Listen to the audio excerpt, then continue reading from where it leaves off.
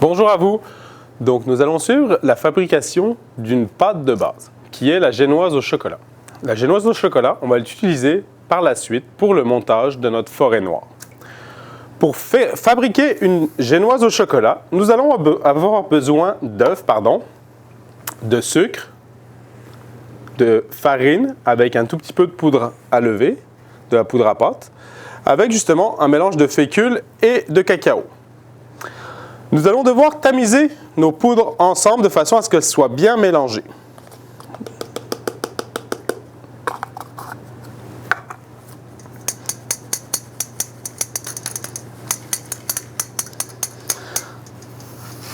L'objectif de tamiser nos poudres, c'est justement de bien les mélanger et ça va faciliter l'incorporation de celles-ci dans notre masse très aérienne composée d'œufs.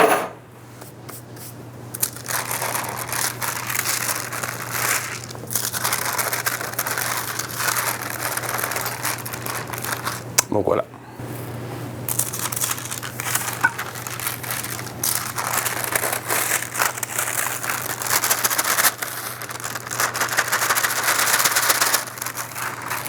Donc voilà, on va réserver notre farine, notre cacao, notre fécule et notre poudre à pâte.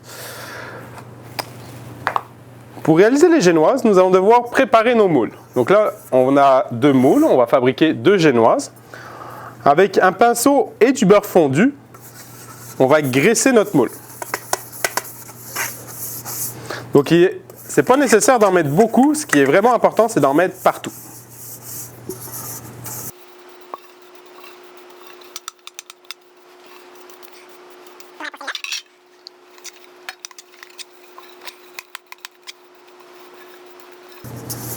Donc, une fois qu'on va avoir beurré notre moule, on va devoir l'enfariner. Alors, pour ce faire, vu qu'on fait une génoise au chocolat, on va mélanger un petit peu de cacao en poudre avec de la farine, qui va nous donner une teinte un petit peu grise, et qu'on va disposer au fond du moule. Donc, si on avait fait une génoise à la vanille, on aurait utilisé juste de la farine. Une fois qu'on en a mis partout, on tape pour enlever l'excédent. Vous voyez, ça nous donne une teinte chocolatée de façon à ne pas avoir une génoise chocolat avec des rebords blancs de farine. On va répéter l'opération pour le deuxième moule.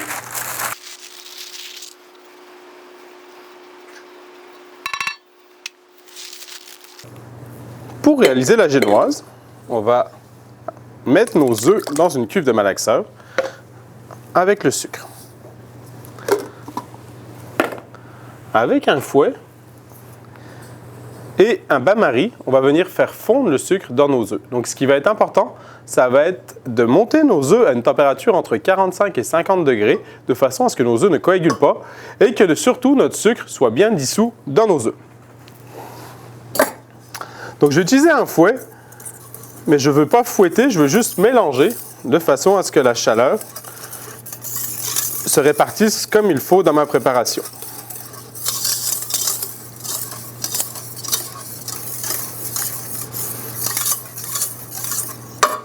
Donc, à l'aide d'un thermomètre, on va vérifier la température de façon à ne pas dépasser notre 50 degrés. Donc, on surveille bien la température. Sur le bain-marie, c'est la vapeur qui va réchauffer justement la cuve de mon malaxeur. Vous allez voir que ça va quand même assez vite.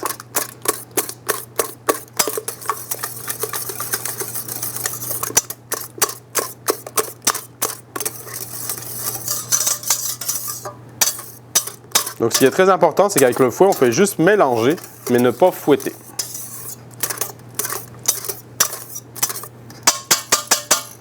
Donc là, j'arrive à ma température de 45.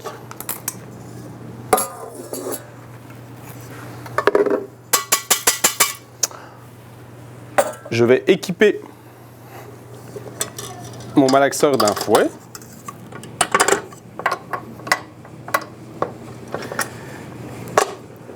Et je vais monter mes blancs. Donc, je vais incorporer un maximum d'air dans mes blancs, dans mes œufs, pardon, de façon à avoir une génoise très aérienne.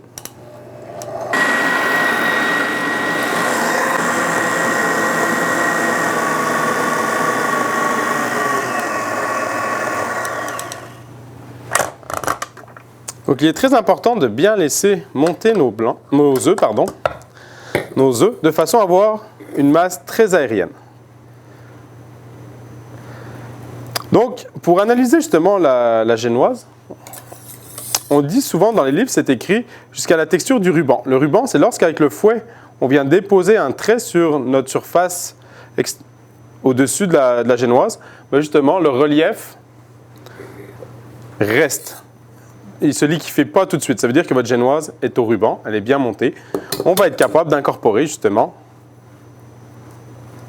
la farine avec le cacao.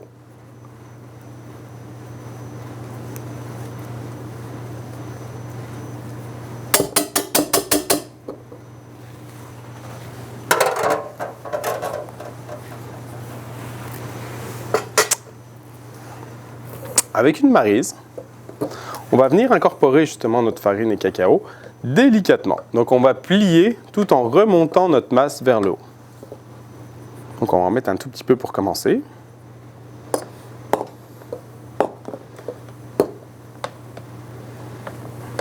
Donc c'est vraiment un mélange délicat. On ne va pas faire retomber nos œufs.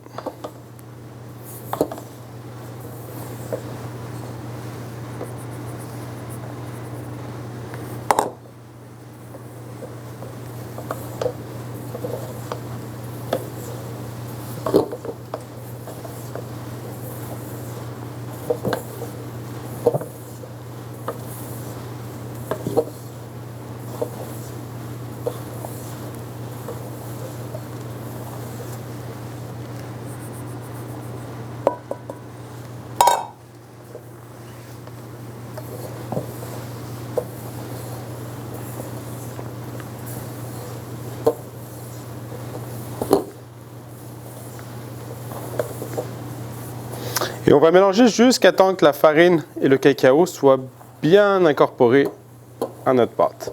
Mais dès que ça va être mélangé, il ne faut surtout pas mélanger pour le plaisir. Plus on va mélanger, plus on va faire retomber notre génoise. C'est pour ça qu'on fait juste un mélange et dès que le mélange est effectué, on arrête. Donc on va bien jusqu'au fond de la cuve pour vérifier l'état d'incorporation de notre farine et cacao.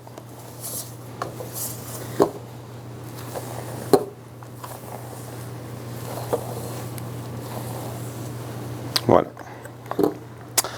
On va pouvoir garnir nos moules.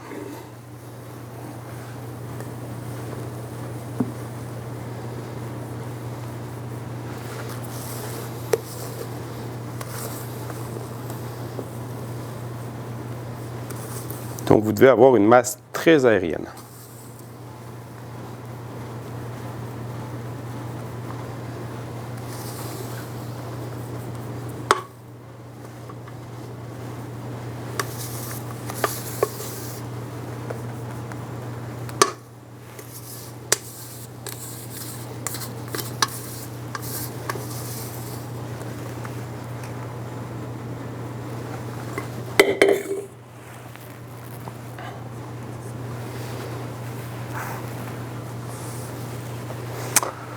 Une fois que vous avez garni, on va juste les faire tourner sur elles-mêmes de façon à répartir un petit peu plus de génoise sur les bords, de façon à ce qu'en cuisant, la génoise ne gonfle pas juste au milieu, que ça aille vraiment partout. On va mettre dans le four à 350 degrés pendant 20 à 25 minutes et ensuite de ça, on viendra les démouler et réserver, laisser refroidir pour monter notre forêt noire. Donc pour vérifier la cuisson des génoises, on va venir tapoter légèrement sur le dessus. Faites attention, c'est quand même très chaud. Et il faut que ça rebondisse, comme ça. Et en plus de ça, pour vérifier la cuisson, on peut planter une pointe de couteau à l'intérieur. Et si votre lame ressort sans pâte à génoise, ça veut dire que votre génoise est cuite. Donc, pendant qu'elle est chaude, on va venir la démouler. Donc, on va mettre des gants de façon à ne pas se brûler. On va démouler.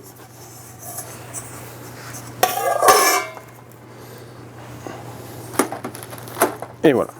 Et on va les laisser refroidir de façon à ce que l'intérieur de notre génoise se stabilise. On ne coupe pas une génoise tant qu'elle est chaude.